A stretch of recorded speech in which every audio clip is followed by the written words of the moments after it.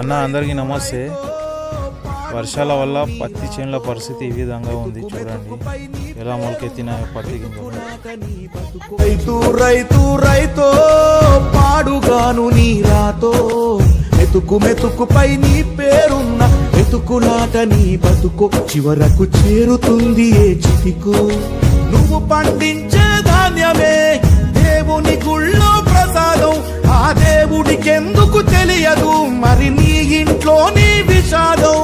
కళ్ళ కత్తుకొని తింటారు నీ కన్నీళ్ళెవరు పాపరు. రైతు రైతు రైతో పాడుగాను నీ రాతో, రైతు రైతు రైతో పాడుగాను నీ రాతో, మెతుకు మెతుకుపై నీ పేరున్న మెతుకులాట నీ బతుకు చివరకు చేరుతుంది ఏ చితికు. నువ్వు పండించే ధాన్యమే దేవుని గుళ్ళో ప్రసాదం, ఆ దేవుడికెందుకు